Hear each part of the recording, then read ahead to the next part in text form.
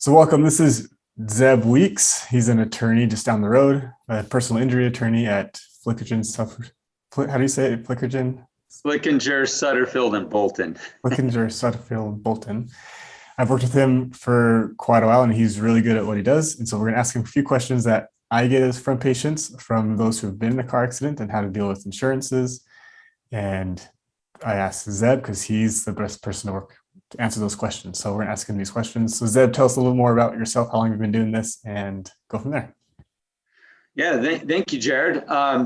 I actually came to the law late in life. I was a professor before that, so I taught at BYU, BYU Idaho, and BYU Hawaii, all three BYUs. And then my wife got tired of jumping around, and she said, "Why don't we do something else?" So I went to law school and found my way into the personal injury world, and I really like it. And that's because you really do help people. So I've been doing this for about 6 years since I graduated from law school, and right here in Provo. But we have offices in Salt Lake as well. And the great thing about this job is I do get to travel anywhere I need to go to see people. A lot of people are, after an accident, they don't have their vehicle, they can't travel, other problems. So we go to you. Oh, that's great. You've helped out a lot of our patients that we've had come car accidents, and then you help them get back on their feet. So, but when somebody gets in a car accident, first things I always tell someone to make sure everything's safe and everyone's okay. But after that, if everyone is okay, what do you recommend the next thing that they should do? Call the police. Call the police. Is that call 911 or call 911? Sure. Call 911. Call 911. They'll get a police officer there and ambulance if you need it. If the injury isn't that bad, we don't recommend taking the ambulance because it's just a $1,500 ride to the hospital. But if you can get a ride, that's fine. The emergency room, we don't recommend it unless you are really in some serious pain, because they will charge a lot of money, and what they'll do is they'll check you out just to make sure you don't have any broken bones or internal bleeding, and they'll release you. And then you'll get a bill for $20,000. If it is something serious, get to the ER. There's no problem with going to the ER. Yeah, no problem. If it's not serious, when do you recommend someone see a medical provider on their own, or when Absolutely. do they do that? At that point, and you've probably explained this to your patients, they have $3,000. Everybody in Utah has to have this on their car insurance. So everybody has it, at least $3,000, and go see any medical doctor that you want. So you go see your provider. If you want to go straight to a chiropractor, go ahead and do it. If you know that you're feeling your spine, you got problems, go see a doctor immediately. Okay. What's your reasoning to call 911 every time? Or is there some cases you say some people are hesitant to call 911 on just a little fender bender? Or on a little fender bender, you don't have to, and the police don't encourage it, but I like it because the police determine fault. And that's the nice thing.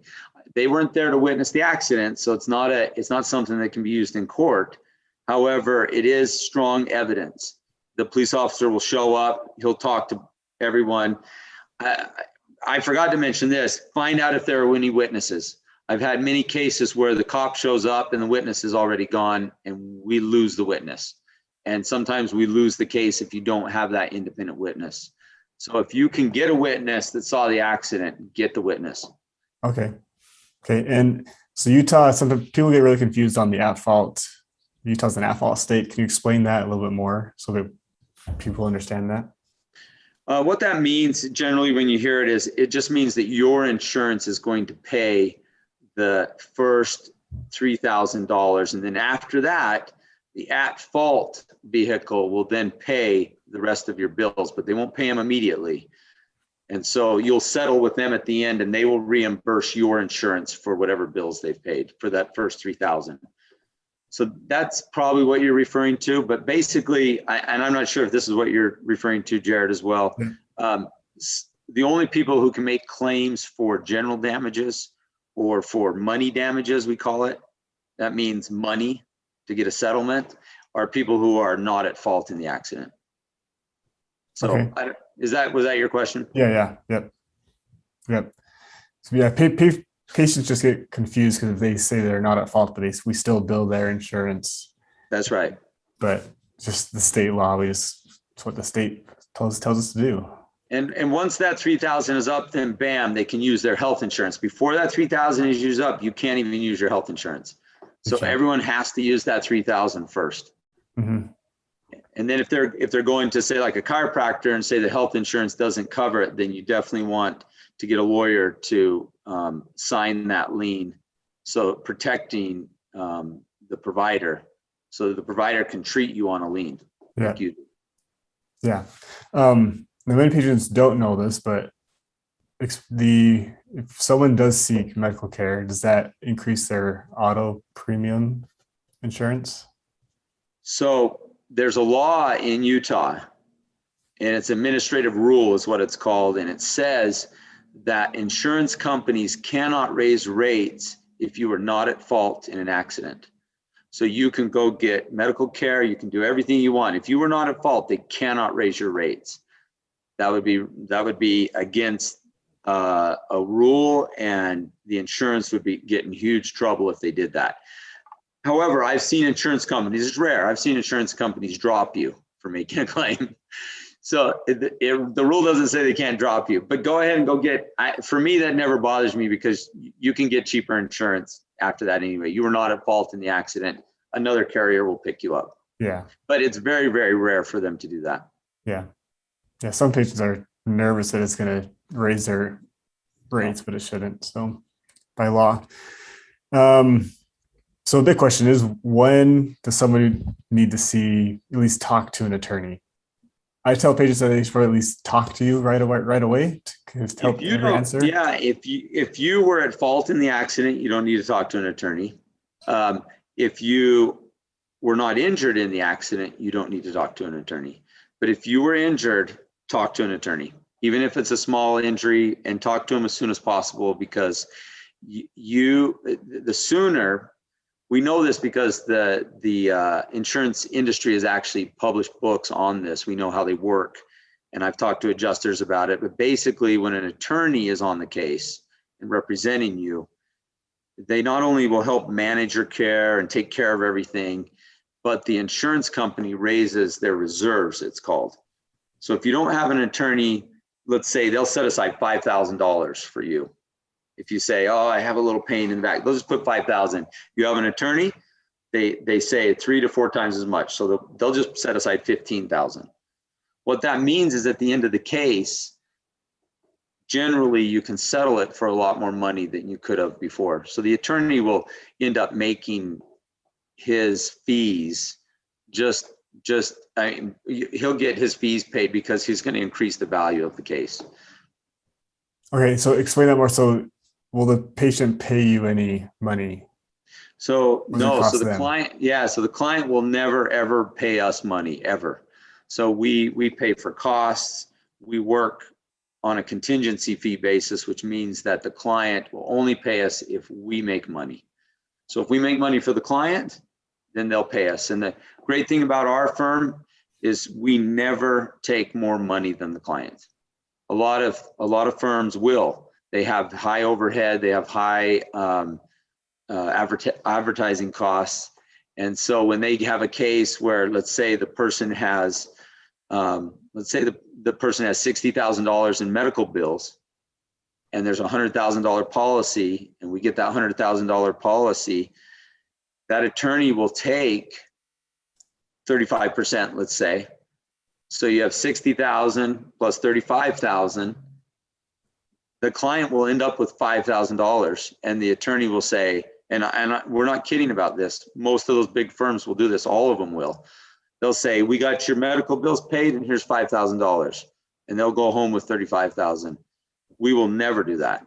So we would split the money and send the client home with 20 something more than us, and then we would take less than them. Yeah, that's very unique and very helpful for the patient, for the client, and everybody on board. So rest at ease for everybody that's listening to know that you can help. Yeah. Yeah, it's and by contract, the attorneys can do it, right? You sign up for a third, they'll take their third and say, hey, we helped you out, got your medical bills paid. And the clients, I've heard clients come in and tell me, hey, I got my medical bills paid. And I'll say, but did you get any money? No. when they come from different firms, you know. Yeah. One concern that some patients have or clients have are they don't want to sue anybody, but they are still hurt. I totally understand that. It's very awkward. The law requires that you sue the person if you're going to get the insurance to pay. So you can't sue the insurance company, even though it's the insurance company that is on the hook and should pay according to their contract with their insured. So what we do is we do whatever the client wants. If the client only wants us to negotiate the case, and they'll take, and I've had clients do this, they'll take whatever the insurance pays or offers at the end, even if it's a bad offer, that's fine. You're in charge of the case. We won't force you to sue. But we are here and we do litigate. We're a litigating firm if you do want to sue. The person will never, ever pay the money. We will never go after that person if you don't want us to. And generally, we don't. We only sue them if there's insurance and we make sure the insurance pays.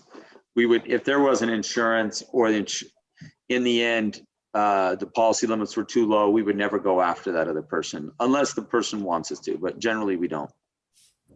Yeah, it's very helpful. It was an accident, right? So right. We understand that. Understand that. So just put us our personal at ease and the way we want to think about things. So how else can you help if they're hurt and they can't work or they can't do things at home? How else can you help them work or home? Because that's something that people don't know that they have access to. Yeah, this is a really cool service that we provide as part of your $3,000 benefit that your insurance pays. It's called personal injury protection, or PIP is what we often refer to it as. You can get household services and lost wages up to a certain amount of your lost wages. So if you lose, you start missing work, we can claim that for you. We don't take fees on that. We just help you get it and claim it. Your insurance pays it. And then at the end of the case, the other insurance, the at-fault carrier, will reimburse your insurance. The other thing is called household services. And household services are $20 a day benefit that your insurance pays from the date of the accident up to 1 year after the accident. And you're just basically what you're saying when you make that claim is that I need help at home. I can't do things that I did before.